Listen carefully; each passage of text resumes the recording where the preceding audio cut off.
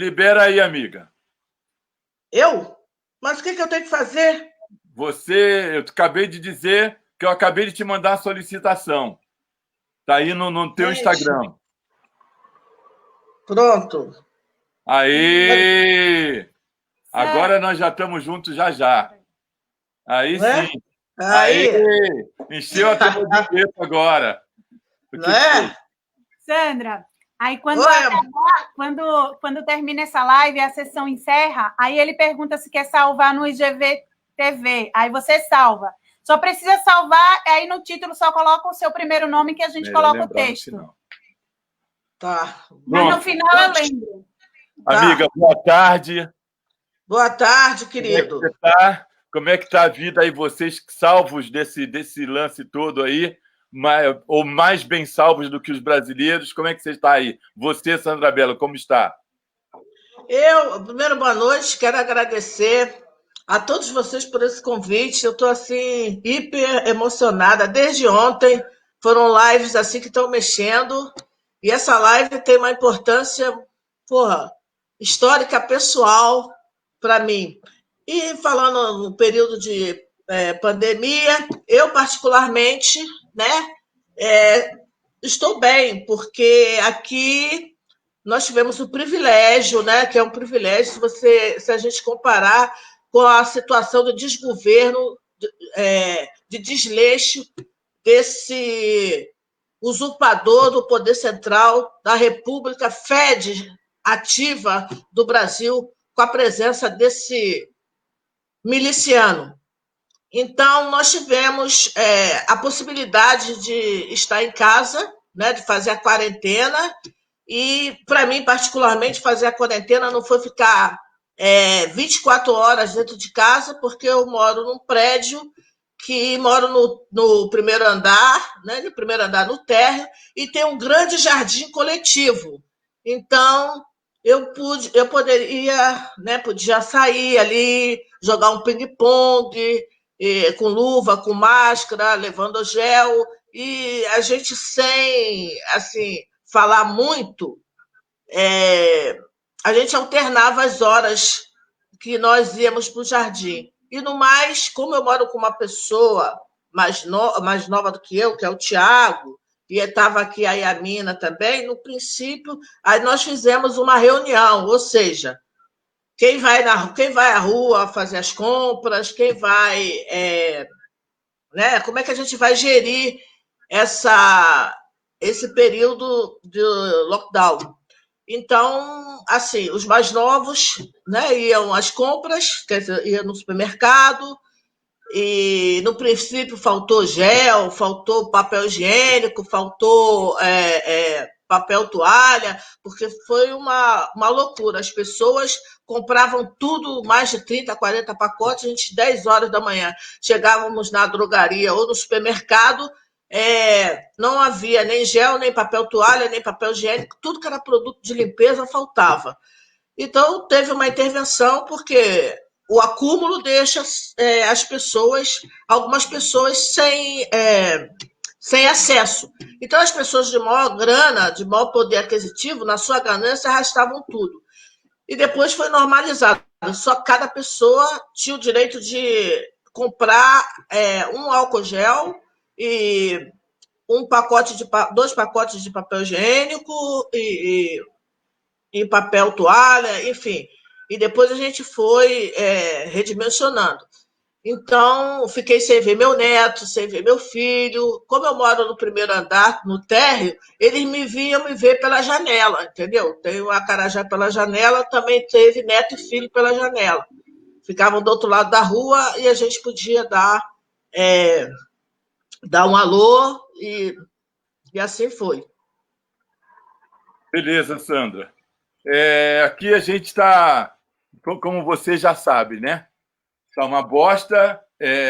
Como você já sabe, aquela pessoa que coordena o governo nosso continua fazendo merda, e daí para pior. Então vamos mudar de assunto e me fala aí quem é Sandra Bello. Quem é Sandra Bello? Quem é essa pessoa que eu conheço já há tanto tempo?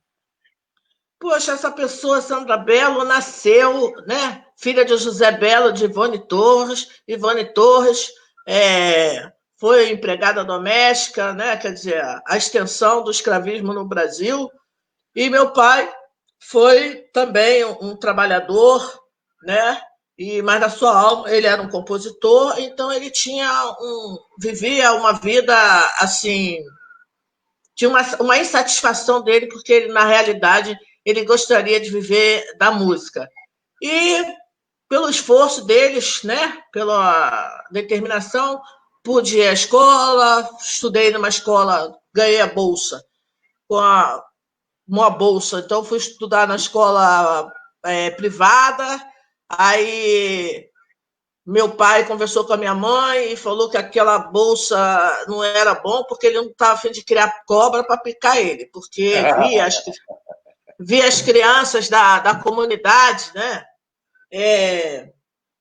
indo e pegar, catar passarinho dentro do cemitério de São João Batista, correr atrás de cachorro, enfim, aquelas coisas. E eu, 8 horas da manhã, naquela coisa, ficava lá até 17 horas. Isso foi assim, durante 4 anos, e eles conversando, falou assim, não, a gente vai ter uma pessoa estranha a nós e também a comunidade. Vamos procurar uma escola pública de qualidade e a gente vai assessorando. E assim foi, eu sou agradecida a essa atitude. E tinha a senhora, Dona Marília, que dava essa aula de reforço para a gente. Então, eu pude estudar, então, como uma estratégia.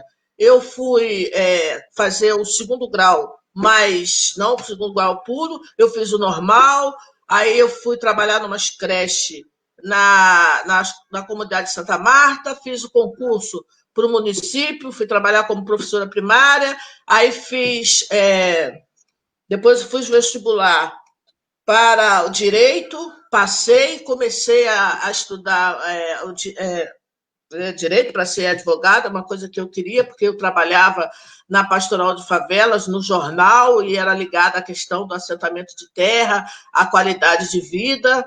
E, a partir daí, eu fui, do movimento de favelas, eu fui tomando consciência de mim mais, né, que eu sempre me entendi como negra, nunca passei pelo processo de alisamento nem nada, mas entender como é que era nós no mundo. Foi quando eu ingressei, quer dizer, ingressei não, onde a continuidade no movimento negro. Isso foi através de companheiros, né, que foi o Sérgio Canda,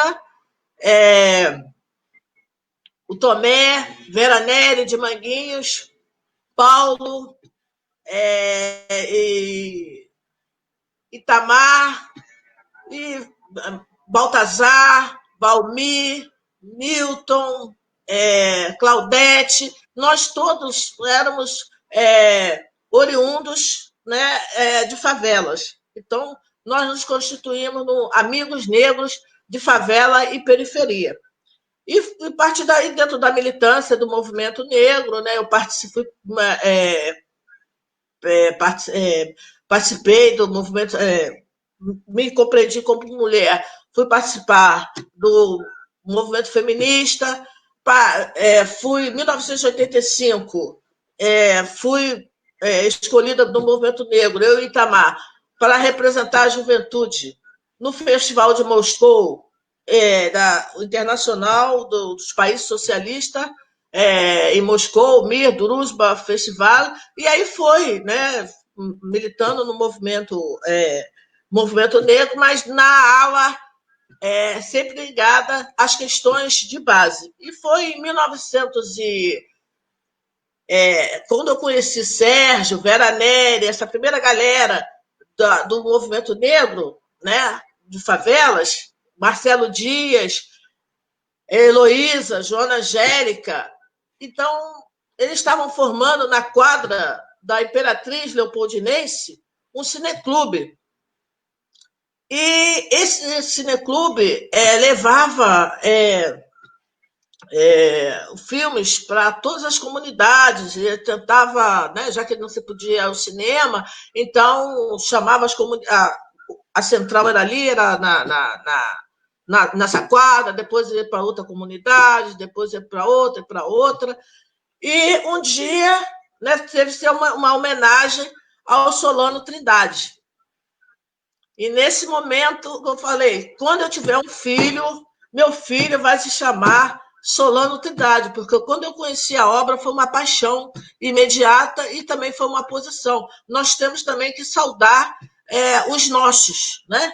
Porque a gente voltava sempre com o olhar para os Estados Unidos, e eu não sou nada nacionalista, mas eu sou uma pessoa que acho que nós temos que ter uma correlação de forças, formar uma correlação de força para falar mano a mano com qualquer grupo político.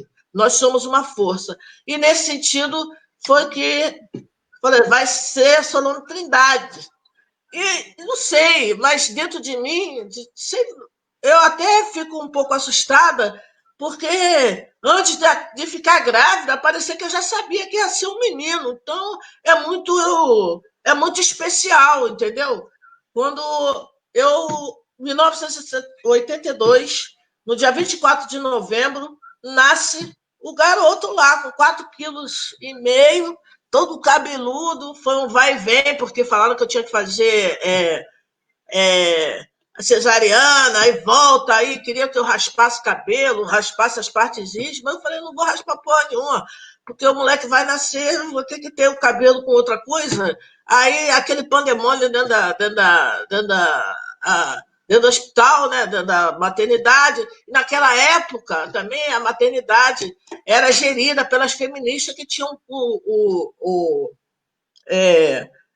o foco em relação à saúde. Então, o meu parto foi um parto humanizado, foi um parto assim bonito. Então, o Solano Trindade e essa conexão espiritual histórica chegou de uma forma muito linda, muito bonita, e quando ele nasceu, a galera toda lá no hospital para ver, né? Que, porra, chegou um molecão.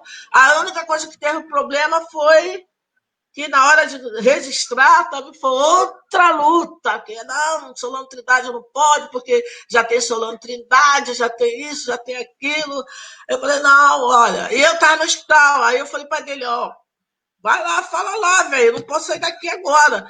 Você não tu larga de mão, quando eu sair daqui eu resisto, porque agora não rola. Ele muito tranquilão, aquela coisa, Sandra, mas não nada, rapaz. Pô, vamos lá, não sei o quê. Aí, com muita luta, a gente conseguiu. Então, eu sempre militei no movimento negro, na tendência de base, venho do movimento de favelas também, fundamos o Centro, o CEMUF, Centro de Mulheres de Favela e Periferia, e atuei enquanto professora, tinha toda uma direção, né, de focar nas crianças para que elas entendessem que a maioria era negra, todos, e que a educação de base é a base, é como uma casa, você só faz o terceiro, o quarto andar se você fizer uma base firme. Então, era nisso que eu me focava. Então, eu trabalhei, dei aula até eu vir para a Europa, até vir para a Alemanha, né? Vai perguntando aí, vai falando aí. Bacana, bacana. Estou só esperando você terminar, para já estou com outra aqui já na ponta da língua, né? Eu vou começar pelo meu tempo de encontro com você, né? Eu me lembro do primeiro dia que eu lhe conheci, porque é uma coisa inesquecível. Eu estava sentado na sala de Paulo Zomer e você entrou na casa e falou, eu sou a mãe do Solano Trindade Dias Martins. Eu demorei uns 15 minutos para entender bem, né? Como assim, Solano Trindade Dias Martins, aqui na Alemanha? Não, é Solano Trindade Torres Marins. Torres Marins, isso é o que eu fiquei na cabeça. Pô, mas isso já fazem 22 anos, eu tenho direito de esquecer um pouco. Todos nós, né?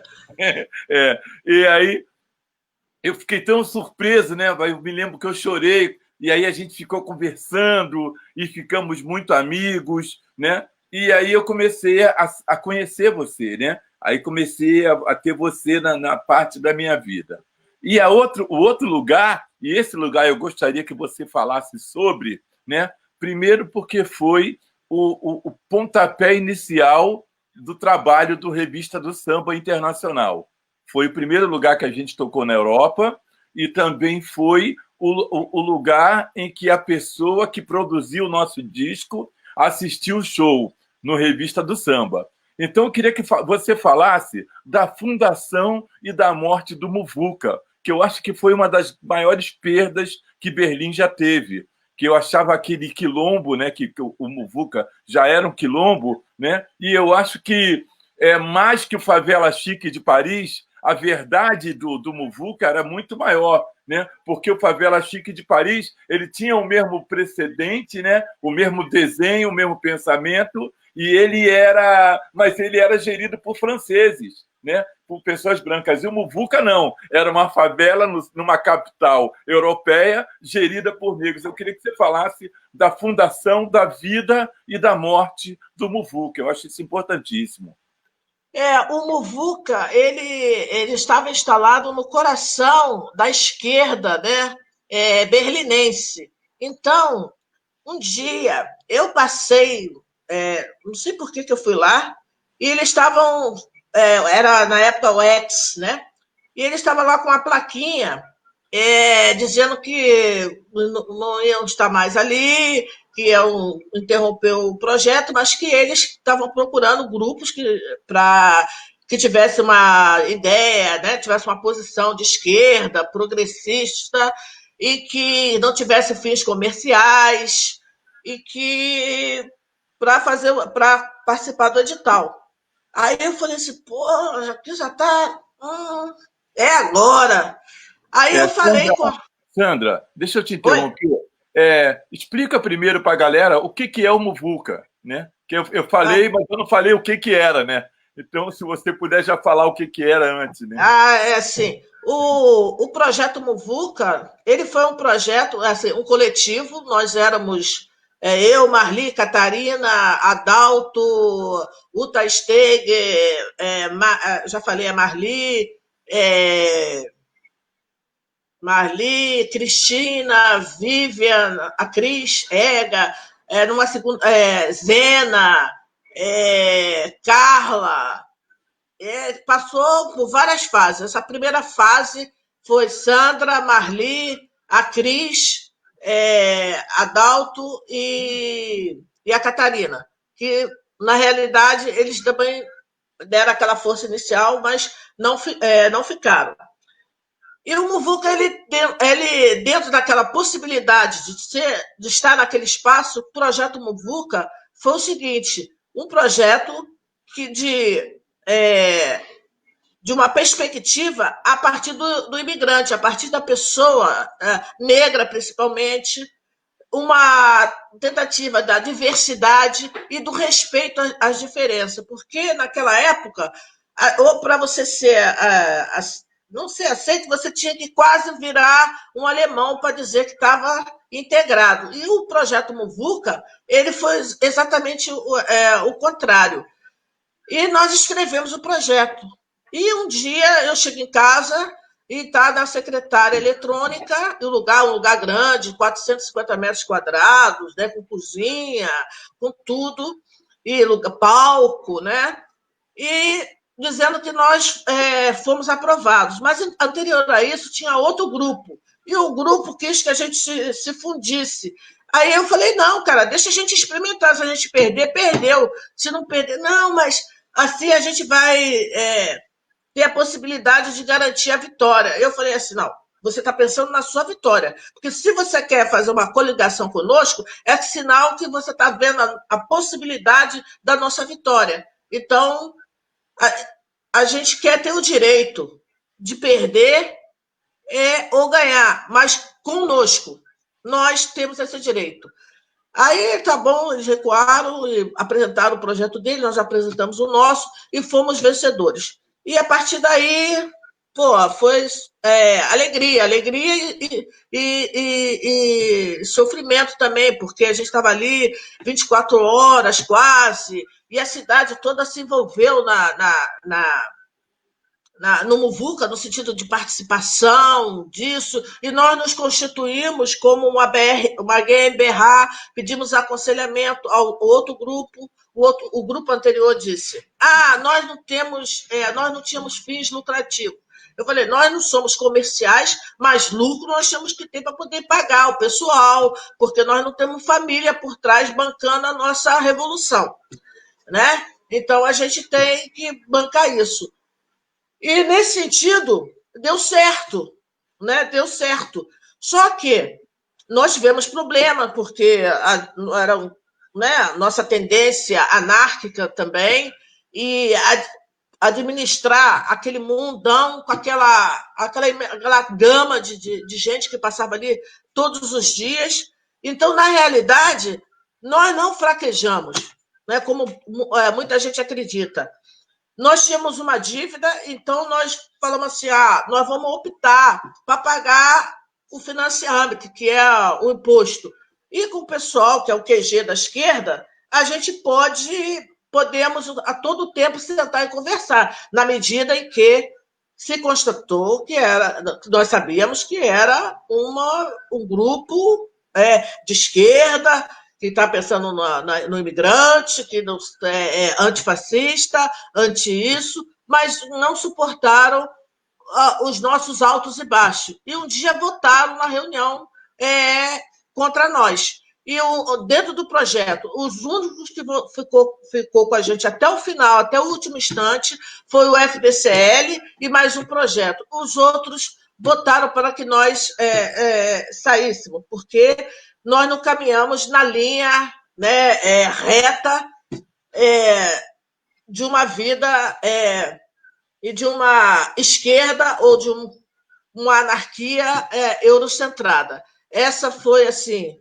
E também tem o nosso lado também, que, para a gente, nós estamos pouco tempo aqui na Alemanha, e um projeto desse tamanho, ainda decodificando toda essa estrutura, como a sociedade alemã se movimenta, como ela se move, então juntou tudo. Então, eu sempre digo que o Muvuca, ele teve uma vida curta, porém intensa e inesquecível, tipo Cazuza, como Secos e Molhados, como todas as coisas que às vezes são muito intensas e duram, têm uma durabilidade física curta, mas está no coração de todo, na mente, e até hoje eu saio à rua e os companheiros também, você é do Muvuca, você é do Muvuca, você é do Muvuca. E nesse sentido, as pessoas dizem, você não vai ter outro Muvuca, não vai abrir outro, só que as circunstâncias da sociedade também mudaram, ela se tornou mais uma sociedade neoliberal, né? Onde, depois da mudança do marco para o euro, então o neoliberalismo toma conta da cidade, as coisas ficam mais individualizadas, a vida fica mais precária, mas culturalmente, em função da unidade da comunidade europeia, outros pretos, outras pessoas começam a sair e a entrar, e o número de pessoas negras, o número de não branco, a correlação de força fica mais, eu não sei se mais igualitária, mas tem mais visibilidade, né? Tem um lado que, assim, financeiramente, naquela época se ganhava mais dinheiro, mas tinha assim, uma vida mais pequena burguesa, e hoje você tem se comparando, nada se comparando com o Brasil, aqui tudo não sei se melhor, mas diferente a nível da questão do capitalismo, a nível da aquisição de acesso a determinadas coisas que no Brasil a gente estava meio no caminho quando nós tivemos um governo progressista que tentou uma conciliação não de classe, mas tentou dar um freio uma equilibrada, né? Buscar o equilíbrio e que a burguesia, dona dos meios, e ainda colonialista, racista, escravocrata, não entenderam e partiram para uma radicalização à direita, né, com o golpe da senhora Dilma. E nós aqui também, enquanto Muvuca, enquanto esse coletivo, ele deixou esse legado. Mas ele construiu, por exemplo, uma escola de língua, a gente tinha uma escola de português, de alemão e urubá. Nós pagávamos um apartamento para pessoas que estavam indocumentadas e precisavam regularizar a sua situação. E era um lugar também de apoio, tinha esse trabalho, essa responsabilidade social. Não sei se disso tudo, mas não, podem perguntar. Sim. A grande coisa é que não teve outro Muvuca, né? Não teve outro lugar com o mesmo peso, né? Às vezes, eu fui muitas vezes a Berlim depois do Muvuca, né? Depois do tempo que eu saí, voltei, do tempo que eu fiquei lá, eu não vi outros lugares com esse peso, né? Com o bacana do Muvuca é que ele era um espaço de divulgação da cultura brasileira, especialmente da cultura negra brasileira. Exatamente. Com essa direção, e era os forróis, as danças, os bailes de samba reggae, os encontros de brega. Eu lembro, a minha memória é muito boa do Muvuca, né? E aquele balcão, aqueles copos de cerveja, as mesas de madeira, né? Então, todas pintadas, todas recalchutadas, né? Porque não compramos nada. É tudo maravilhoso. Eu não sei se você chegou aí no Favela Chique, em Paris, e ele tem essa ideia, mas é tudo desenhado, sabe? É um barraco desenhado. E o Muvuca não, o Muvuca era um barraco mesmo, né? Era um barraco mesmo, né? Não era estereotipado, né? Não era estereótipo, era um barraco com a beleza do barraco, mas é barraco, entendeu? Os atendentes, os garçons, as garçonetes, a comida, né? Tudo trazia a gente para casa. Isso, para quem estiver vendo agora, quando você tem um lugar como esse, num país fora do seu país, é que nem um porto seguro, cara. É um lugar que você vai lá e você se sente dentro de casa, entendeu? Você olha para um lado e vê sua família, olha para o outro, vê seus irmãos, entendeu? Vai comer uma coisa, você sente o gosto da comida da sua casa. Então, para quem é brasileiro num lugar como o Muvuca, era muito legal. Fora a música, fora o nosso disco que foi lançado lá, né? E a comida... desculpa. Não, fala você. Não, você falou na questão da alimentação, sempre aqui você trabalhou com as especialidades, né? A especialidade de uma coisa, a especialidade da outra, e nós trabalhamos com a comida que se come no cotidiano, né? Então, a comida era bem pontual, assim, tinha arroz, feijão e ovo, aí era chamado tá ruim, tem feijão, farinha e tomate, tô caído, e as pessoas traziam receitas, a gente nomeava. Então, por exemplo, tinha a bebida cachaça com gengibre, cachaça com gengibre e limão. Aí foi trazida pelo Murá. Aí o nome era Murá Meladinho, né? E assim... O Murá Meladinho é difícil, hein, amigo? E assim ia, assim foi, né? Era um espaço mesmo onde não era o espaço de uma branquitude, era um espaço da resistência, foi uma micro possibilidade da nossa existência, né? De desejos, foi isso, né? E acho que esse legado está, né? Falando em Murá, um beijo para ele. Esses dias eu achei aqui em casa as fotos do batizado da minha filha, que foi ele, o camarada que foi o sacerdote que batizou minha filha Júlia, que é daí de Berlim, né? Então, um beijo para ele quando você vê-lo. E o Quilombalê? E o Quilombalê e a janela da coxinha? Como fala do Quilombalê? A janela do acarajé. A janela do acarajé, isso. A acarajé pela janela. Então, o Quilombalê, ele vem perseguindo a mesma coisa do Muvuca, vem perseguindo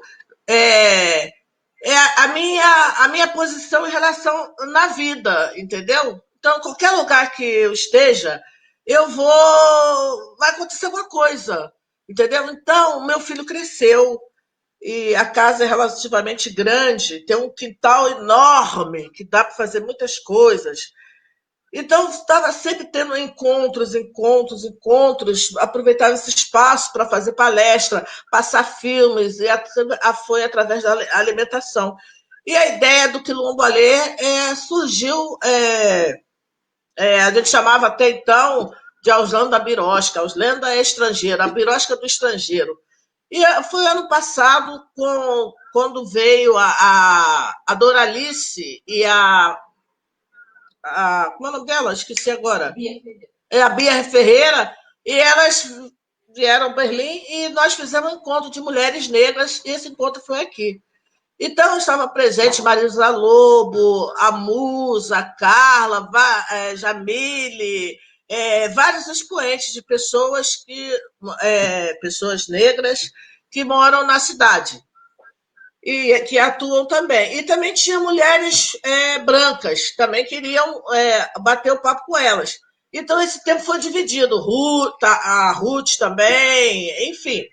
Esse tempo foi dividido. Aí alguém falou assim, poxa, nós precisamos de um espaço onde a gente possa discutir as nossas questões sem que a gente interrompa e não sei o quê, e tereré. Então, nesse dia ficou assim, 1 hora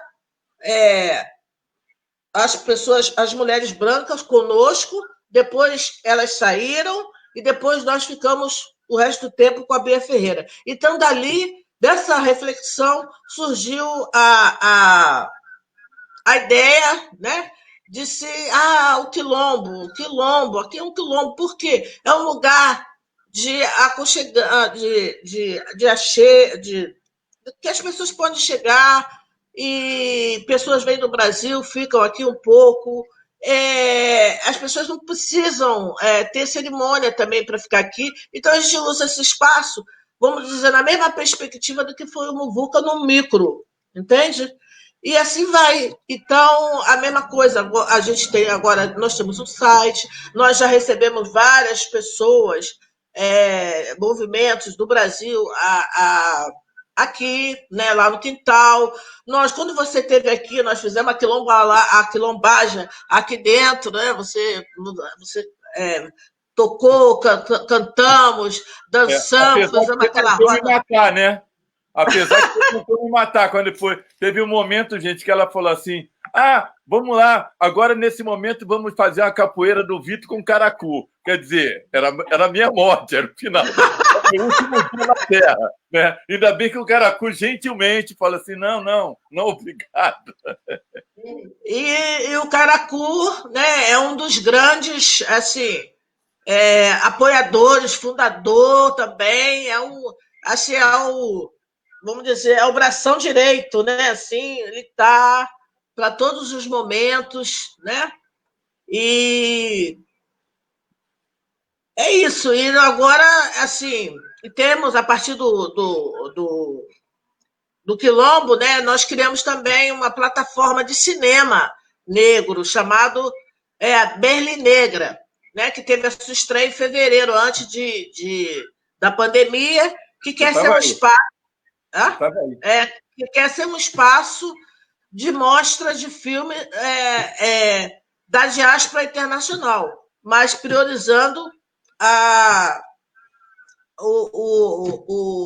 galera, nós brasileiros, né? Brasileiros e brasileiras, né? Pretos, para mostrar a nossa produção no audiovisual, que você sabe muito bem que o cinema, o audiovisual, até uns, 15 anos atrás, estava sempre na mão da branquitude brasileira. Eles que tinham acesso, eles que tinham... Então, com a revolução tecnológica, com o advento dessa democracia tecnológica, que hoje quase todo mundo tem um celular, tem uma máquina fotográfica, então isso estimulou muito. Ainda assim, o negro fazendo cinema ainda é 3% da população. E se falar em mulher negra, é 0,5%. Então, significa que temos muitos e muito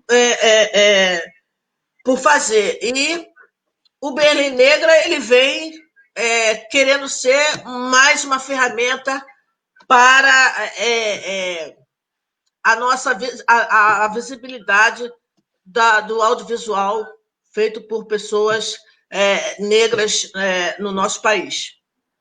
Legal. E nós tivemos a nossa primeira edição em fevereiro. Aí veio a pandemia, aí agora as coisas estão na segunda fase, aos poucos os cinemas estão abrindo, começou com o cinema do lado de fora, né? O Freie Luftkino, agora alguns cinemas já estão abrindo e tal, aí vamos ver a possibilidade da gente retomar o projeto. Legal, Sandra. Estou aqui com os recados, a Patrícia Achante está na área, o Diego, a Dani, o Pedro Azevedo, o Samu, a Marli Monteiro, a Dejanira Araújo, a Luana aqui do Teatro Popular Santa Trindade, a benção irmã, Márcio Bento, o Gamácio, a benção irmão, Vanessa do Bexiga, a Rayane Rodrigues e Luiz Miguel. E está o mestre Caçapava, que está lembrando assim, foi um lugar marcante que fui no pouco tempo que estive em Berlim. Foi lá no Muvuca, fui eu e ele lá. Obrigado. Eu lembro dele. Salve, né? Mestre. Lembro, então, claro. Bota um monte de ano nisso. Bota algumas décadas aí. Não, algumas não, só duas. Ô, Sandra, deixa eu botar um pouco de problema para você aqui, para você resolver. O que é ser um brasileiro em Berlim? Essa é a primeira pergunta, que vai juntar com a outra. O que é o alemão? Ih, rapaz. O que é ser brasileiro em Berlim? Existem várias formas de ser e estar brasileiro em Berlim. Tem o brasileiro branco que chega já com tudo montado, tem aquele brasileiro que vai chegar reivindicando a sua descendência alemã, europeia, e vai lutar pelo passaporte e vai se beneficiar desse estado social, da cidadania, e tem aqueles brasileiros, principalmente as mulheres, que vêm com seus companheiros e tem filhos, fundam uma família, e geralmente essas mulheres negras, até um determinado momento, né? Então, por exemplo, uns 10 anos atrás, eram mulheres que se viam com o compromisso de trabalhar e dar um retorno para o seu filho, para sua filha, para sua família, melhorar seu esteio de família, o esteio da família lá no Brasil, para o filho ir para uma escola melhor, melhorar a casa e ser um arrime da família. Em função disso, aguentou muita violência doméstica que existe, racismo. E o que é ser alemão? Ser alemão é fazer parte de um estado da branquitude, é fazer parte da Europa colonizadora. Ser alemão é fazer parte de uma esquerda antifascista. Ser alemão é estar também numa supremacia, que é um povo que não erra, né? E tem um pavor, errar não é. Então, para respeitar uma diversidade, para fazer o alargamento, como eu sempre faço, abrir a rodinha, né? É um esforço, um trabalho muito grande. E agora nós temos um outro perfil, já tem vindo mulheres negras com bolsa de estudos, na faculdade, com consciência étnica, consciência racial, feministas, existem trans, existem gays, pessoas não binárias. Então, isso faz a correlação de força e há uma luta para outras visibilidades que não seja aquele padrão hegemônico que quer educar, que é geralmente o assimilado, né, que acha que tudo que acontece aqui na Alemanha, tudo que a Alemanha faz está certo, o Brasil, nós somos sempre, se você contesta alguma coisa, você é mal agradecido de estar aqui nessa terra, porque não pode se ter um senso crítico, né? E dentro desse perfil está o povo negros, né? E nós é o que viemos assim, bicho. Vamos lá empurrar a porta porque nós queremos existir. É o que vem mais autonomamente e que constrói essa bodega aqui, né? Junto com os africanos, junto com... Esse perfil não é só da negrada brasileira, é da negrada na diáspora. A gente sabe que na hierarquia dos povos há um consenso, o racismo contra a pessoa negra, ela faz e fez a nossa objetificação e nós lutamos a todo custo pela nossa humanização. E eu lembro quando eu cheguei aqui, existia um rapaz chamado Jassa, que tinha um grande restaurante, Jassa paulista, um grande restaurante brasileiro, né, que foi anterior ao Muvuca, que o povo só dizia assim, lá só vai, porque era uma coisa popular, né? Então lá o povo lá vai lá procurar homem, vai lá o trabalhador da obra. Deixa eu te interromper um pouquinho, Sandra. Deixa eu te interromper um pouquinho. Eu fui algumas vezes ao bar, eu não me lembro como era o nome, não. E depois ele mudou para Ipanema, né? Mas eu fui nos dois. E a coisa que eu mais gostava naquele bar era a oportunidade de todo mundo estar dançando junto. Eu amava aquilo. Eu amava. Nossa, como eu amava. Porque aí você vê quem é essa pessoa que está hoje no governo do Brasil. Que tinha alguns que falavam com essa visão, com essa vista que você está falando. Não, aqui só tem piranha, são mais mulher que vem aqui para arrumar homem, são os homens que vêm aqui para comer as mulheres, mas ninguém via essa unidade suburbana, né? Essa unidade nordestina que tinha lá, que quando todo mundo tocava brega, né? Todo mundo sabia os passos, né? Então, todos esses passos que eu vejo a galera fazendo no funk, os passos que eu vejo a galera hoje fazendo, né? Todo mundo igual, 50 pessoas, todo mundo fazendo a mesma coisa. Eu achava isso tão forte em termos de brasilidade, né? Em termos de colocação de onde nós estamos, né? Então, ali eu via muita unidade. Tinha 2 unidades. Foi legal você falar nisso, que eu queria só um parênteses, né? Tinha 2, a unidade do Muvuca, que era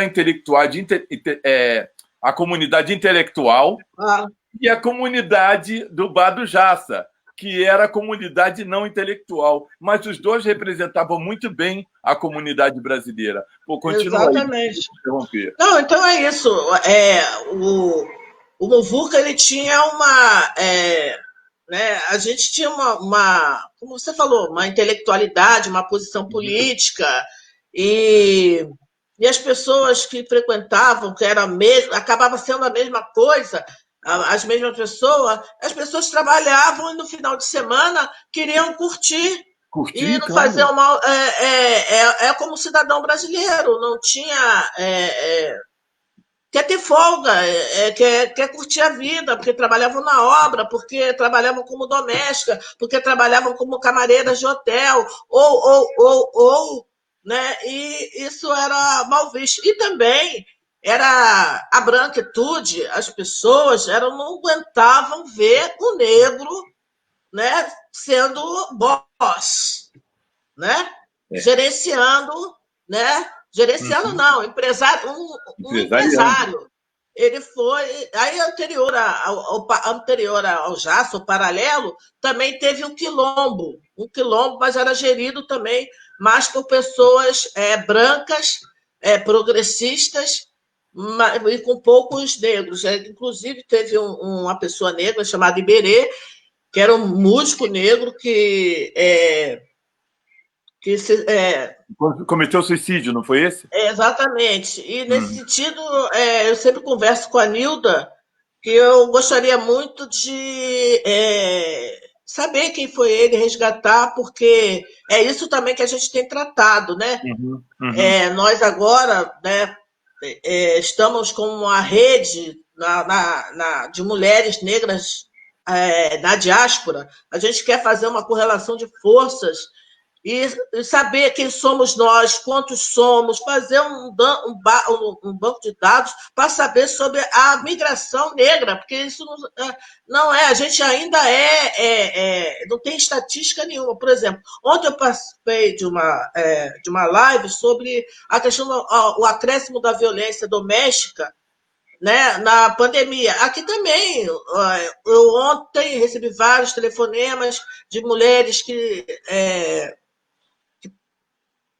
estão sofrendo abuso, que não saem de casa, quer dizer, não podem sair porque tem a condição material, mas falta o apoio psicológico. Inclusive, uma companheira falou que a rede aqui, a rede de afeto, é muito pouca. A distância entre o ser humano e o outro é muito grande. E no Brasil, a rede informal, as pessoas se acessam. E aqui é difícil. Então, muitas mulheres, elas não denunciam os abusos, a sua violência, por falta de, muitas vezes, por falta do domínio da língua e por falta, quando eu falo domínio da língua, é no sentido da identidade, de encontrar o seu espelho ali para ficar à vontade, o medo de perder os seus filhos, né? Porque aqui se a mulher ou o homem não tem uma cabeça legal, na hora da separação, um dos cônjuges perde a criança, como tem muitos homens negros chorando, porque os homens ainda não se organizam, né? Para falar de si, das suas questões, o que lhe dói na alma, como nós mulheres negras fazemos. Então, existe companheiros que perdem seus filhos e suas filhas, e as mulheres, e muitas vezes se ficam dentro de um casamento com medo dessa perda. Isso também é uma violência, né? Então, esse aspecto a pequena... ser brasileiro aqui, não só na Alemanha ou na Europa, em qualquer lugar, é um micro da doença a sociedade brasileira, com a sua branquitude, colonialista, escravista, racista. Se a gente coloca a questão racial, nós queremos dividir a luta, nós queremos, não somos vistas. Então, da mesma forma, se a pessoa, na questão da sexualidade, gay, trans, sapatão, é o mesmo universo. Ainda assim, há uma minoria dominante, principalmente na política, da branquitude heterossexual e de um pequeno patriarcado brasileiro no processo migratório e que dificulta as pessoas brasileiras se formarem enquanto comunidade, né? E isso é uma dificuldade. Então, a gente vive o mesmo que se vive no Brasil, com a exceção quando o estadista, o senhor Luiz Inácio da Silva Lula e a senhora presidente Dilma Rousseff estiveram no poder, criaram o Brasileiros no Mundo, numa tentativa de organizarmos enquanto cidadãos e cidadãs pelo mundo. Isso teve uma organização internacional, mas, infelizmente, isso foi por água abaixo, mas também tem as organizações autônomas e nós vamos lutando, né? Para poder colocar determinadas pautas, e principalmente a pauta racial. E dentro disso a gente vai fazendo alianças também com outros setores do movimento, com o movimento negro, do movimento negro alemão, com a diáspora africana, com a diáspora americana, com a diáspora negra da América Latina. Então, a gente vai fazendo essas costuras, né? Sandra, já estou aqui comendo chocolate só para não dizer que eu esqueço de chocolate. Ai! Tá, o tempo dos... Já é para desligar? Como está acabando, estou perguntando se vocês vão retornar. Tá, queremos retornar sim. Ó, o Antônio Marcel, a Luana Lacerda, a Renata Damas, do Urucungu Product Games, e a Melissa Menezes também estão na live. E a Célia Reis está dizendo, interessante que a sua fala é objetiva. Eu vou ter que fechar para abrir de novo, né? Ou melhor, você fecha e abre de novo, aqui no Instagram, no outro no Facebook fica, mas o que eu queria que você não esquecesse é que eu quero perguntar para você se você se acha uma pessoa criticada na Alemanha pelo seu trabalho. Desliga e volta para responder, por favor. Sandra. Como é que eu vou desligar? Desligo onde? Aí, aqui no Instagram, você vai encerrar. Aí, quando aqui você encerrar, isso, vai aparecer compartilhar no IGV-TV. Você compartilha. Avança e escrito compartilha. Aqui. Quando encerrar, vai aparecer. Tá. Pode encerrar. Não, tá lento aqui, tá girando uma coisa. Tá bom. Olha Gente, só. A Sandra está desligando lá, que a gente está falando aqui com o pessoal do Facebook. A Sandra está desligando ali no Instagram. Aqui no Facebook a gente continua, vai esperar que ela volte. Bota assim, finalizar o vídeo? Isso, finaliza e depois retoma. Mas salva no... Já foi. Aí agora você salva no IGTV e depois compartilha no IGTV. Compartilha no IGTV. Tá. E depois você inicia de novo. Tá. Aí agora, Ruth, vem aqui, Ruth, por favor. Peraí, deixa eu pedir um socorro aqui para não fazer besteira. O universitário é que resolve nessa hora. Aqui. Aí eu aperto aqui ou vou no vai, tá? Eu vou no continuação. Fazer o quê? Para salvar a live. Avança. Eu acho que tem que botar na galeria, né? Vai, Tamar. E aí? Tomara que tenha dado certo, gente. Esperamos que sim. Agora você inicia novamente. Não, mas tira. Ui! Volta aí, Sandra. Volta aqui. Isso. Vai, tá. Peraí. Posta. Foi. Peraí. E o título? Aqui, o título o quê? Da live? Não tem que colocar. Coloca Sandra Belo que a gente edita. Tá, só que não tá dando...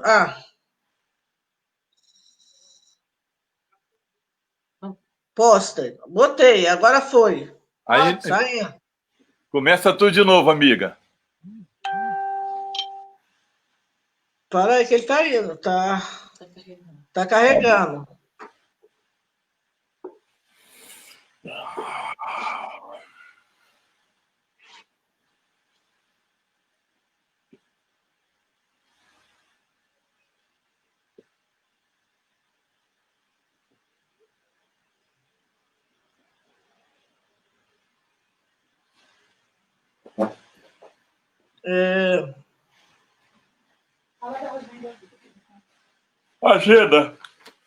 Agenda, cadê? Demora assim? Agora foi. Agora meu celular ficou preto aqui. Peraí. Essas modernidades, viu? Pronto, agora já foi. Eu tô me vendo aqui. Você já está ao vivo aí já, né? Então me dá um segundo.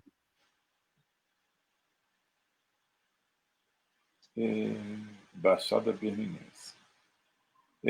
Ainda não está avisando que você está ao vivo aqui, não. Não, eu tô entrando. O vídeo já entrou, não teve. Tá salvo. Agora eu vou entrar de novo na live. Isso. Agora você abre a live de novo. Eu vou botar TP. Não, Cadê? Só abre a sua live aí. Abre a live aí do seu jeito.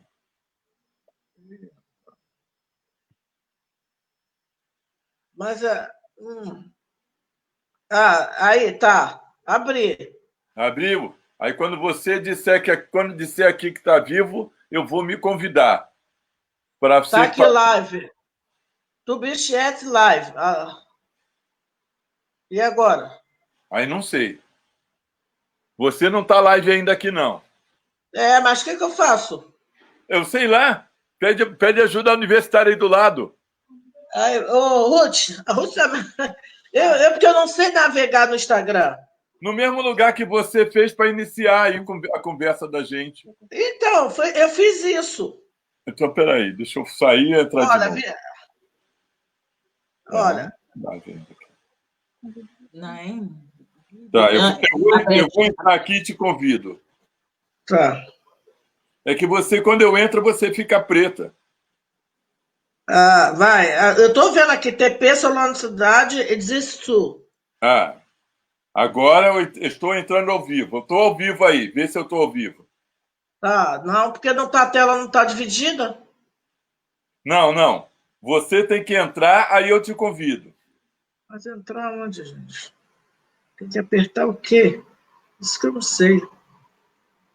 Tá dizendo. Aqui está escrito aqui, Vitale Dine.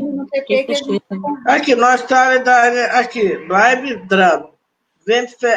Eu não posso. Você tem Instagram, não tem conta no Instagram? Eu tenho, eu já estava falando no Instagram. Aqui, mas aí eu não sei o que. Não é aqui?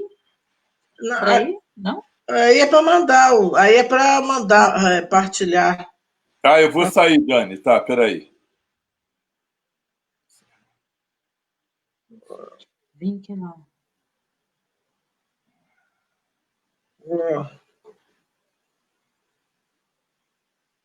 Ok, Dani, saí. E agora? A Dani está... A Dani é que resolve os pepinos. É.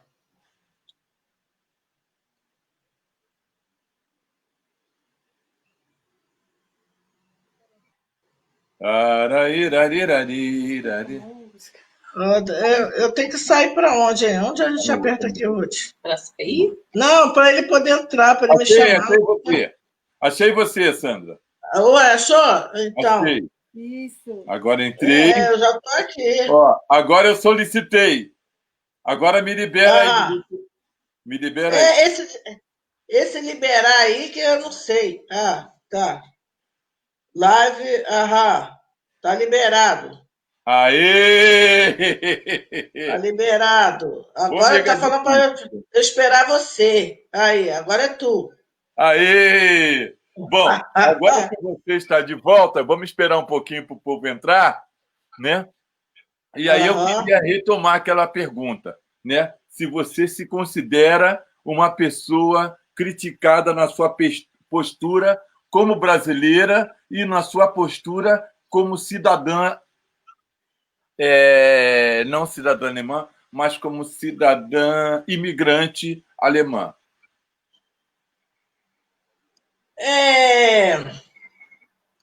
Sim, porque claro que tem críticas, né? Eu sou uma pessoa de escorpião, eu sou uma pessoa do papo reto, então eu me socializei numa comunidade, na comunidade não tem sim, não é não, então não tem causada. Então, eu sou assim, eu falo, né? Então, eu não tenho um jeito de ser da pequeno burguês, aquela nhenhenhé, não sou muito mel, entendeu? Aí, isso eu sei que causa questões, entendeu? Então, as pessoas acham que eu deveria ter muito dinheiro, que eu deveria isso, que eu deveria aquilo, algumas querem reger a minha vida, e tem uma gama também que se amarra na minha, entendeu? Assim, eu sou uma pessoa... Eu estou nesse grupo aí. Entendeu? Não tem assim, mais ou menos e não mais ou menos. Tem gosta, não gosta, mas acho que tem uma coisa chamada respeito. Acho que isso é uma coisa conquistada e que ninguém pode negar a minha idoneidade, sabe? Não estou de sacanagem com ninguém. Errar faz parte da vida, né? Porque reconhecer o erro faz crescer. E, enfim, Sou uma pessoa que aparentemente parece que sou aberta às críticas, à conversa, mas aqui as pessoas, às vezes, uma crítica é levada à questão pessoal. Então, eu venho de movimento, e no movimento a gente fala coisas que doem, né? Porque a gente está se reconstruindo, a gente está. É como se fosse a águia tirando aquelas penas lá para poder renascer, o fênix, né?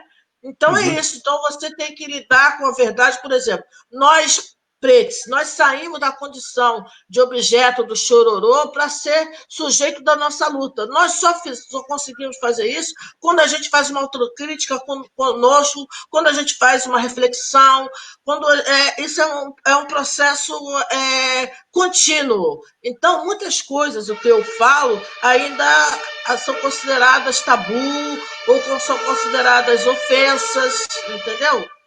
Então, mas eu sei conviver com isso. Não significa que isso não causa dor, que eu não fico chocada, que não tem choro no travesseiro, mas muitos não conseguem ver, porque não veem ainda como pessoa, veio como objeto, né? Um objeto você joga para lá, você não quer saber se não vai se importar com a forma. Então, eu sempre digo que a branquitude e o eurocentrismo, a educação pequeno-burguesa, eurocentrada, ela é como um corte de navalha. O corte da navalha, você não sente a dor, mas ele é profundo e deixa sérias cicatrizes, né? Então é isso. Em nome dessa civilidade, as pessoas vão falando o que quer, mas sem saber que aquilo está atingindo. E se você fala num tom mais alto, se você demonstra suas emoções que aqui dentro tem, aí aquilo vai considerar um ser agressivo, é um ser isso, é um ser aquilo, mas eu estou, a nível da cabeça, no nível mental, eu posso compreender. Agora, isso não significa, nos olhos deles, eu sou talvez um objeto, mas me olhando para mim, eu sou pessoa, e isso dói, tem cicatrizes, né? Machuca, rolam lágrimas, né? E mais a gente vai construindo a relação e vai encontrando pares onde a gente pode falar, onde a gente pode aprofundar, e isso faz com que a gente não caia, entendeu? Mas tudo existe. Eu estava pensando aqui, ouvindo você, que você tem duas, né? Tem duas Sandras que eu conheço, né? Uma Sandra é uma insatisfeita, uma pessoa que está sempre insatisfeita, né? Quando acontece, não, vamos lá, nós fomos ao cinema, tenho que contar para as pessoas, nós fomos ao cinema ver um filme, e era um filme que falava de negritude e etc, e todo mundo, e a Sandra foi lá e falou assim, não, gente, mas vocês não estão vendo o quê, né? E eu acho que essa insatisfação, às vezes as pessoas têm medo de discutir essa insatisfação. Eu acabei comprando, né, que eu percebi a sua fala, né? Isso o Sorrel confessa. Eu percebi quando você falou sobre o que você estava falando, né? Por isso eu me manifestei também. E tem uma outra Sandra, né? Que é a Sandra, mãe da comunidade berlinense, negra, pelo menos, pelo que eu vejo. E onde que eu percebi isso? Eu percebi num dia que ela fez um feijão, me convidou para comer um feijão na casa dela, e ela sabe que eu tenho problema com porco por ser filho de Oxalá. E ela fez um outro feijão para mim, né? Isso é um cuidado materno, né? E é um cuidado que ela não fez para mim, não só porque eu sou um convidado da casa dela, né? E porque ela queria me fazer sentir importante, né? Mas é a compreensão que para a comunidade negra ter alguém de Oxalá que não come porco é a mesma coisa que você receber o presidente do Japão com alguém que faça a tradução da língua dele, né? A pessoa não vai se sentir um estranho ali, porque ele vai entender. Exato. Né? E eu acho que essa percepção você colocou no Muvuca, né? Você colocou naquela feijoada, as pessoas que você trouxe, né? Todo mundo ficava em volta de você, ou na cozinha, ou na sua sala. E quando a gente pensa assim, que tinha gente pra caramba lá, né? Não sei nem de onde saiu tanta gente, né? E não é e não é uma casa monstro, então é uma casa que eu me lembro muito como a casa de minha mãe, que é uma casa coração, que você vai botando gente e vai cabendo sempre, vai chegando e vai cabendo, né? Então eu queria saber, Sandra,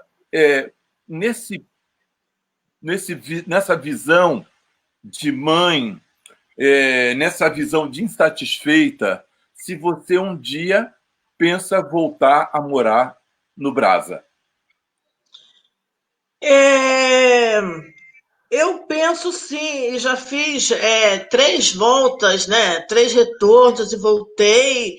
E eu penso em voltar. Eu penso, eu não quero ficar velha aqui.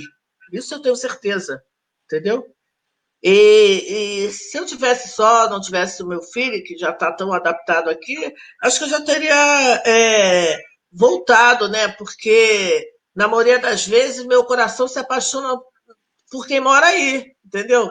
Aí, Essa parte eu entendo. então, isso é um indício de alguma coisa, né? Então, Uhum. assim, e eu gosto quando eu vou ao Brasil, né, no Rio, que é a minha base, eu, assim, é como se eu não tivesse saído. Os meus amigos, a companheiragem, e eu sempre digo, foi graças aos movimentos, aos companheiros, tudo que eu aprendi no movimento social negro, no movimento feminista, no movimento de mulheres negras, no movimento lésbico, foi que me deu resistência, me deu base para suportar, para entender, né? Suportar não, para entender a sociedade a qual eu vivo. Se eu viesse aqui com uma ingenuidade, não sei, eu acho que eu teria sucumbido ou voltado. E eu já assim, meio que cheguei, não é dizendo, não é mais, já cheguei entendendo, mas algumas coisas já estavam decodificadas. O não, o entendendo criticamente que sociedade aqui é essa, não achando que aqui era o paraíso, mas entendendo que é um Estado social, mas que com bases coloniais, e etc, etc, etc, decodificando o seu povo, né? Me entendendo nessa constelação e abrindo meu espaço de convivência, construindo amigos, construindo amigas, aprendendo a amar em alemão, que é uma coisa completa, é uma coisa muito complexa e complicada, né? Quando você aprende, ama em alemão e sonha em alemão, aí você já deveria ganhar o passaporte, porque não é nem a prova da língua, mas é o seu ser realmente. Você agora estou chegando, e chegar aqui demora um tempo, não é uma coisa de 1 ano, nem 2, nem 3, porque os primeiros anos é a batalha da compreensão, é a batalha pelo visto, é a batalha por trabalho, é a batalha por muita coisa. E você está sempre batalhando, porque eles sempre estão te cobrando e a cobrança é em quíntuplo, né? Então, não é mole, não. Vamos lá, uma última. O que é mais difícil, o racismo alemão ou o racismo brasileiro? Eu acho que são 2 qualidades, né, de racismo. O racismo brasileiro, ele tirou da gente a coisa da nossa autoestima enquanto pessoa negra. Então, a gente não vê muito espelho no outro negro, oba. E aqui a Europa, ela nunca deixou dúvida, então não tem ilusão. Então não tem jabuticaba, aqui não tem isso, não tem aquilo. Ou é preto ou não é preto, entendeu? Ou não é preto, então, né? Não tem plano B, né? não tem. Então, quer dizer, e a gente vai pelo fenótipo também, e aqui é um negócio sanguíneo. Por exemplo, a comunidade, os turcos já estão aqui há 4, 5 gerações e não são considerados alemães, já são, né? Tem descendência turca, mas são alemães. E, por exemplo, com isso também se você tem um casal da mesma nacionalidade que não seja alemã, os filhos não são considerados, sabe? Então, quer dizer, isso é o racismo, com a xenofobia. E às vezes as pessoas se iludem também, dizendo que muitas pessoas acreditam que aqui o racismo não é igual no Brasil. Só que aqui o capitalismo se desenvolveu num patamar, né, que as pessoas têm acesso, têm casa, têm isso, com exceção de algumas, assim, numa relação comparada agora, né? Então, as pessoas estão vendo, aqui não é tão ruim assim, porque o Estado é um Estado ainda social, apesar de muitas coisas terem caído, tem coisas que já não era nem de direito, era uma questão do privilégio, porque se você for para outros países da Europa, como do leste, algumas coisas as pessoas não têm, enquanto a Alemanha tem, a França, nem digo a França, mas a Finlândia, os países mais nórdicos vivem, né, quase num paraíso.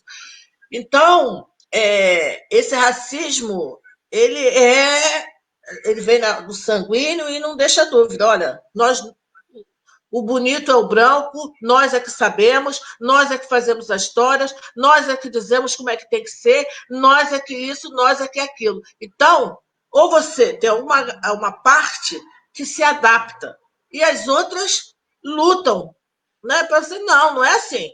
Vou respeitar a sociedade, as regras, mas eu quero ser eu. Eu quero ser a Sandra. Eu não quero ser a Sandra, uma caricatura alemã. E dentro disso eu lutei e luto para manter essa minha vivacidade, como eu sou, enquanto Sandra, uma pessoa que veio de um pedaço do Brasil, que se chama Rio de Janeiro, que foi mais um pedacinho, que é a ladeira de Tabajara, mais um pedacinho, que é o Cristo da Rocha. Então, vai fazendo assim, aí vai fazendo assim no sentido contrário, até chegar aqui. Então, eu quero, não sou eu, mas a luta para, como dizia a Lélia Gonzalo, é não transformar as diferenças em desigualdade. Essa é o grande babado, essa é a grande bandeira de luta. Então, o Quilombo aqui tem como a guia a Beatriz Nascimento, que inclusive esteve aqui, eu a conheci também no Brasil, adorava, e que é um lugar de afeto, um lugar onde o guerreiro possa, e a guerreira, guerreiros, descansar a sua lança, onde nós podemos possibilitar carinho, podemos possibilitar um caminho, o descanso, enfim, a afetividade, nos vermos enquanto pessoa na pessoa, nos abraçarmos, né? Mesmo que agora a pandemia não deixa, mas a gente se abraçar com o olho, com o coração, e com o entendimento, a fraternidade, a solidariedade, a aliança, e, enfim, o nome que queira dar. E construir bases de luta para que nós possamos viver cada vez melhores enquanto afrodescendentes. Né? Então, quando uma criança, por exemplo, aqui já tem uma creche chamada Sankofa, que é uma creche afrocentrada, tem movimentos panafricanistas, tem o encontro de pessoas negras que tem criança para contar história, contar livro, tradução de livros, como aqui tem a Biblioteca Quilombo Alê. Então, existe todo um esforço para barrar essa hegemonia da eurocêntrica branca. Criar desde o momento que a pessoa nasce aqui, ela é do continente europeu, mas sem uma arrogância, sem ditar linhas de que nós somos, que se é melhor, mas enfim, uma coisa assim circular, né? E isso é uma batalha constante. E a luta hoje hoje, uma das coisas mais avançadas aqui é o movimento dos refugiados, que está fazendo todos os políticos do mundo mexer a bunda, porque não teve depois que o imigrante, né, o exilado, né, isso são todas hierarquias de classe, o imigrante, o exilado, o refugiado, não, o imigrante, o exilado, e aí você tem a categoria do refugiado. Quem é o refugiado? É o mesmo exilado. É o mesmo exilado. Só que quem é o refugiado, ele é o africano, é o pessoal, somos nós que viemos, e como diz a musa, que nós somos os fugitivos da necropolítica. Somos fugitivos, né, do processo colonial que lapidou, acabou com o que foi de bom de África, que colonizaram até a alma e não querem receber a comunidade turca que reconstruiu esse país depois do pós-guerra. Então, mas nós somos pessoas não gratas, somos refugiados. Aí chega o branco, ele é o quê? Né? Ele é o exilado, o exilado. Nós somos o refugiado. Então, essa mudança de movimento, essa andança pelo mundo, que nenhuma esquerda controla e nem sabe o que fazer com isso, vem galgando espaço, vem mexendo. Ou você se adapta, não reflete sobre essa nova, não sei, mas esse movimento de pessoas no mundo, que a grande diferença, o movimento, há alguns anos atrás, anterior, que se movimentou, foi para a África, foi para a América Latina, eles foram com a intenção de dominar, de pegar as coisas boas, de dominar o país. E essa inversão, as pessoas vêm para compor, encontrar um lugar ao sol. Não vem para tomar, não vem para dominar. Vem, eu quero também. Chega um pouquinho para lá, aí me cabe também. Não vem com a perspectiva de, por mais que tenham, e também faça um escândalo danado, parece que tem muita gente, mas não tem. O que tem é a falta de vontade política, o que tem é o racismo, o que tem é a xenofobia. Porque no tempo da pandemia, agora na pandemia, ninguém se perguntou onde estavam os refugiados que têm que viver quase em depósitos, que recebem um ticket do supermercado com compra limitada. Como é que foi essas pessoas? Tiveram a solidariedade dos movimentos, porque também esse Estado, né, não alcança a todos, alcança a quem está registrado, a quem está papelado, tudo em cima, direitinho, né? Não sei se direitinho, mas está papelado, né?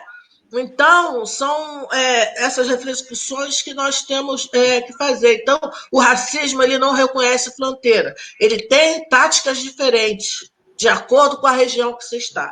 Mas racismo é racismo. E uma coisa também que nós temos que discutir é a questão da solidariedade midiática e a questão da solidariedade de potência. Eu digo isso, inclusive, a gente fez aqui no Quilombo um jornal, que é o número 0, que a gente quer discutir isso.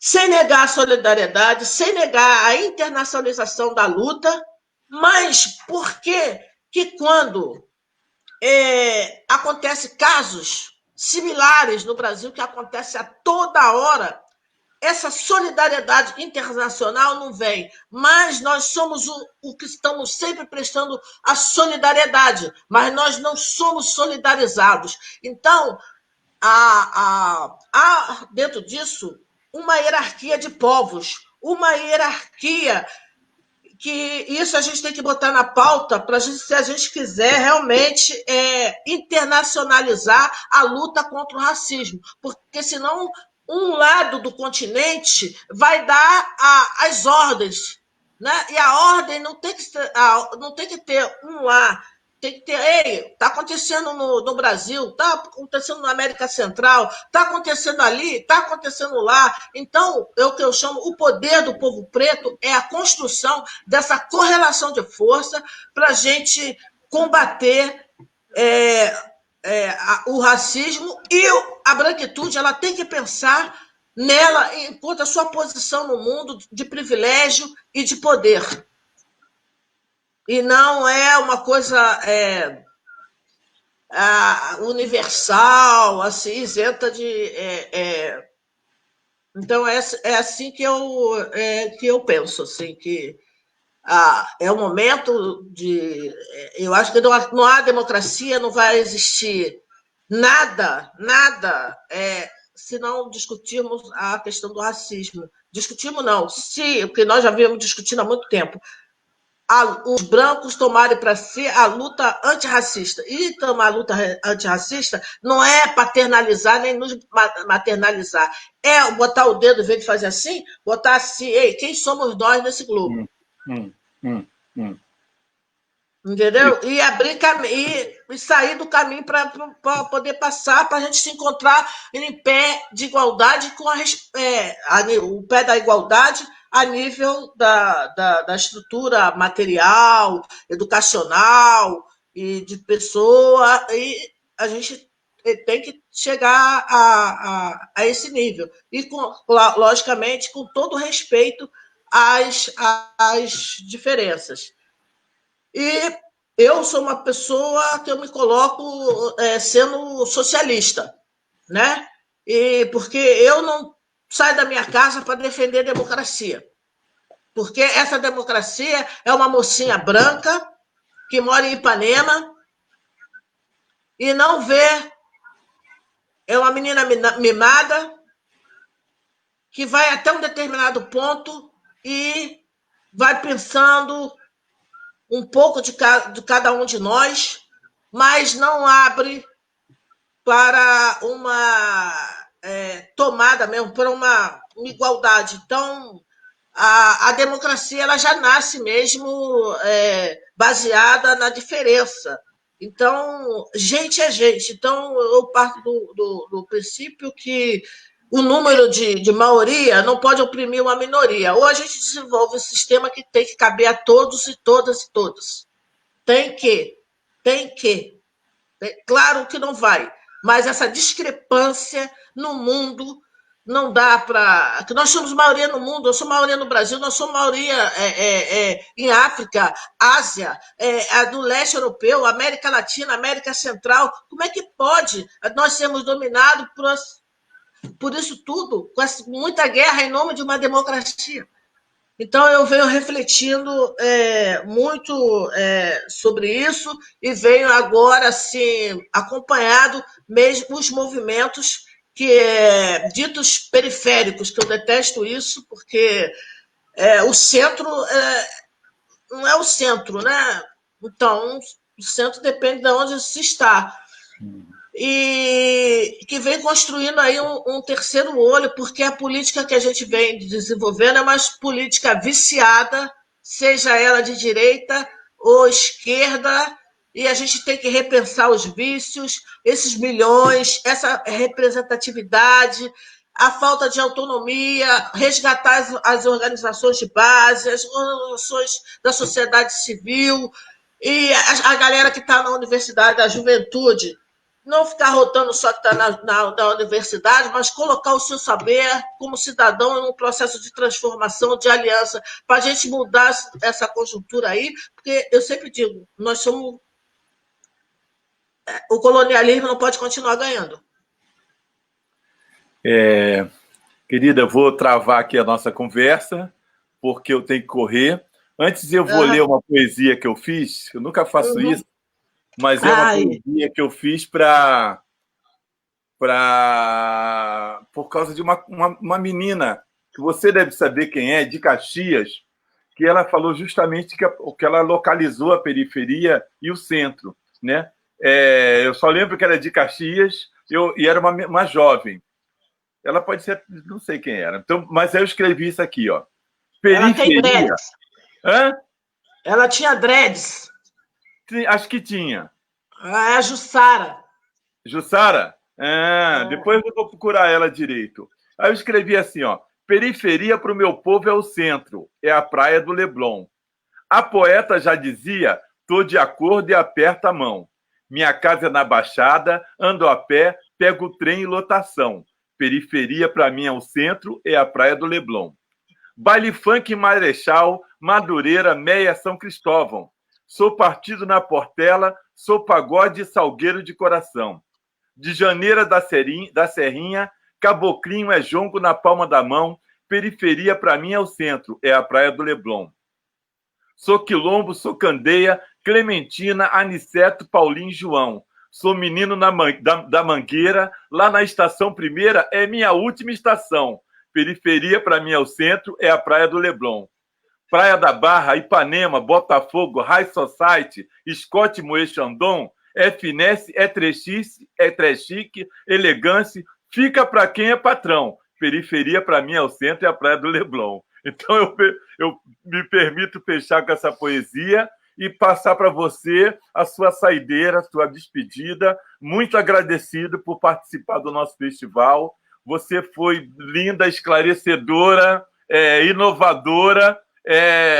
Eu voto em você quando você se candidatar, porque eu acho que você deveria, né? Porque você tem fala política, e uma fala política de cadeira, não é uma fala política discursiva que nem a minha, que eu tenho uma fala política, mas é discursiva, é de sala de aula, né? E a sua palavra política, ela é de cadeira política. Você precisa ir para algum lugar defender o povo preto, né? Sei lá, Senado, deputado, vereança, prefeitura, presidência, se vira e acha um desses lugares aí para sua vida, porque vai ser importante para a gente, né? Também tenho que dizer que está meu sobrinho Adailton aí, o João Sojão. O que é isso aqui? João Sojão? Sojão. João Sojão, o Empower.music, a Terena, o Alex Franca e Digevel Cristina e a Meli Mimi. Então, esse pessoal todo está aí. Por favor, Sandra, fecha para nós aí, de novo, muito agradecido em nome do Teatro Popular Solano Trindade. Salve essa riqueza! Salve essa riqueza! Salve, salve, salve! Eu quero muitíssimo agradecer ao Teatro Solano Trindade, a todos e a todas, e as companheiras daqui, de Berlim e da diáspora europeia, dessa nova rede não, né? Dessa rede que a gente está tentando construir e que está dando passos e está sendo muito produtiva. A gente está entrando em contato com mulheres que estão na luta ou que não estão na luta, que se encontram cabisbaixas. Então, eu quero, assim, também dividir isso com a Eda, que eu gostaria de dividir isso com a Betânia, gostaria de dividir com a Alice, gostaria de dividir com a Edileuza, gostaria de dividir com meu filho Solano, com meu neto Nael, com a Ruth, com a Neuza, com o Caracu, o Robson, com o Brito, com todos os companheiros e companheiras que aqui estão na luta, e ao nosso eterno e no meu coração, que está eternizado no meu filho, que é o nosso grande poeta Solano Trindade. Então, eu agradeço imensamente. Gente, às vezes eu estou sem palavra agora. Pô, valeu, tamo junto. Tamo junto, irmã. Obrigada. Foi um prazer conhecer. Obrigada. Agora você fecha lá igual você fez no outro, no Instagram. Tá bom. Fecha aqui. Então sai, a gente agradece.